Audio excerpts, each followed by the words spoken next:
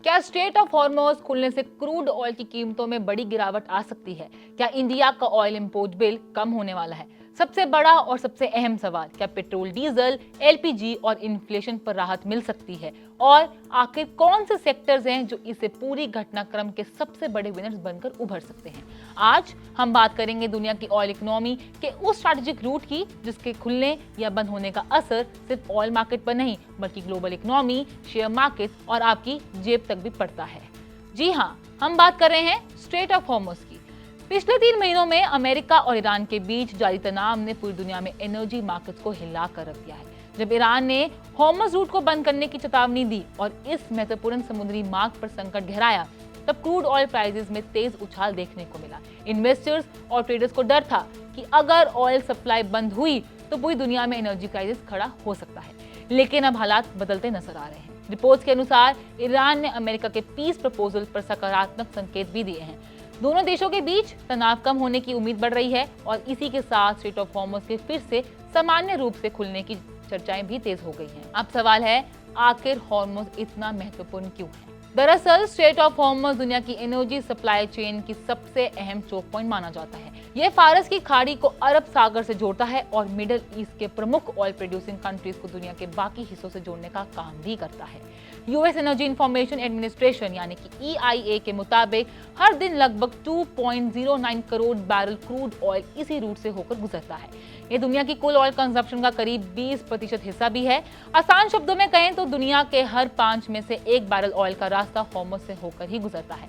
सिर्फ ऑयल ही नहीं, global LNG trade का भी लगभग 20% हिस्सा इसी रूट पर निर्भर है। कतर जैसे बड़े LNG एक्सपोर्टर्स के लिए यह रूट बेहद महत्वपूर्ण है। इसलिए हॉर्मुज में किसी भी तरह की रुकावट का असर केवल ऑयल प्राइसेस पर नहीं बल्कि नेचुरल गैस प्राइसेस पर भी पड़ता है। यही कारण है जब भी हॉर्मुज में तनाव बढ़ता है तो ग्लोबल मार्केट्स में घबराहट फैल जाती है। शिपिंग कंपनीज इंश्योरेंस प्रीमियम बढ़ा देती हैं, फ्रीट कॉस्ट बढ़ जाती है और ऑयल ट्रेडर सप्लाई डिस्ट्रप्शन के डर से क्रूड ऑयल की खरीद भी बढ़ जाती है। नतीजा क्या होता है इसका? ऑयल प्राइसेस तेजी से ऊपर चली जाती हैं। लेकिन जैसे ही सप्लाई नॉर्मल होने की उम्मीद बनाती है, मार्केट का रिस्क प्रीमियम कम होने लगता है। हाल ही में हॉर्मुज खुलने की संभावनाओं के बीच ब्रेंट क्रूड और WTI क्रूड में 3% ज्यादा की गिरावट दर्ज की गई है, जिसने मार्केट्स को राहत भी दी है। अब बात करते हैं इंडिया की, क्योंकि इस पूरी कहानी में इंडिया सबसे बड़ी बेनिफिशियरीज में से एक हो सकता है। इंडिया दुनिया का तीसरा सबसे बड़ा ऑयल इंपोर्टर है और अपनी जरूरत का लगभग 85 से 88% क्रूड ऑयल विदेशों से खरीदता है। इतना ही नहीं, भारत के कुल ऑयल इंपोर्ट का लगभग 35 से 40% हिस्सा Saudi Arabia, Iraq, UAE, Kuwait और कतर जैसे देशों से आता है, जिसकी सप्लाई स्ट्रेट ऑफ हॉर्मुज के जरिए ही होती है। यानी अगर हॉर्मुज पूरी तरह खुला या सुरक्षित रहता है तो इंडिया को सीधे तौर पर कई बड़े फायदे मिल सकते हैं। अब बात करते हैं ऐसे कौन से फायदे हैं जो इंडिया को मिलेंगे। सबसे पहला फायदा होगा इंपोर्ट बिल की कमी में। क्रूड ऑयल सस्ता होने से भारत को ऑयल इंपोर्ट पर कम डॉलर खर्च करने पड़ेंगे। दूसरा बड़ा फायदा होगा इन्फ्लेशन पर। जब भी ऑयल प्राइसेस कम होते हैं तो ट्रांसपोर्ट कॉस्ट घटती है, मैन्युफैक्चरिंग कॉस्ट कम होती है और कई जरूरी मामलों की कीमतों पर दबाव भी कम पड़ता है। तीसरा बड़ा फायदा होगा करंट अकाउंट डेफिसिट यानी कि CAD पर देखने को मिल सकता है। ऑयल इंपोर्ट बिल कम होने से इंडिया एक्सटर्नल बैलेंस बेहतर भी हो सकता है। चौथा बड़ा फायदा मिलेगा भारतीय रुपए को। कम ऑयल इंपोर्ट कॉस्ट का मतलब है डॉलर की कम मांग और इससे रुपये को मजबूती मिलने की संभावना भी बढ़ जाती है। अब बात करते हैं उन सेक्टर्स की जो इस पूरे घटनाक्रम के सबसे बड़े विनर्स बन सकते हैं। एयरलाइन सेक्टर को सबसे बड़ा फायदा मिल सकता है। लॉजिस्टिक और ट्रांसपोर्ट कंपनीज की ऑपरेटिंग कॉस्ट भी कम हो सकती है। केमिकल्स, पेंट्स और पेट्रोकेमिकल कंपनीज को रॉ मटेरियल कॉस्ट में राहत भी मिल सकती है। ऑयल मार्केटिंग कंपनीज पर फ्यूल कॉस्ट का दबाव भी कम होगा और रिफाइनिंग मार्जिन्स में सुधार देखने को भी मिल सकता है। इसके अलावा ऑटो सेक्टर और FMCG कंपनीज को अप्रत्यक्ष फायदा मिल सकता है, क्योंकि लॉजिस्टिक कॉस्ट घटने से ओवरऑल बिजनेस एनवायरनमेंट भी बेहतर होता है।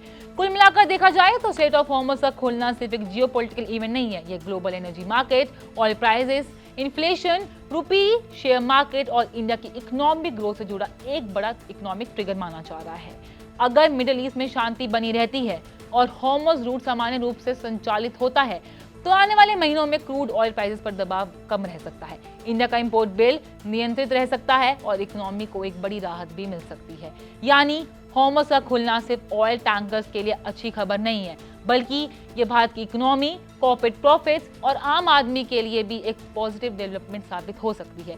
तो आने वाले दिनों में सिर्फ ऑयल टैंकर्स ही नहीं बल्कि इन्वेस्टर्स, इकोनॉमिस्ट, गवर्नमेंट्स और करोड़ों भारतीयों की नजर स्ट्रेट ऑफ हॉर्मुज पर टिकी रहेगी, क्योंकि अगर यह रूट बिना किसी रुकावट के खुला रहता है तो इसका असर क्रूड ऑयल से लेकर इन्फ्लेशन, रुपी, शेयर मार्केट और भारत की हर ग्रोथ स्टोरी की जगह दिखाई दे सकती है। और यही वजह है दुनिया के इस छोटे से समुद्री रास्ते पर आज पूरी ग्लोबल इकोनॉमी की नजर टिकी हुई है। आपकी क्या राय है, हमें कमेंट सेक्शन में जरूर बताएं और ऐसी ही सटीक खबरों के लिए देखते रहिए पैसा लाइव को।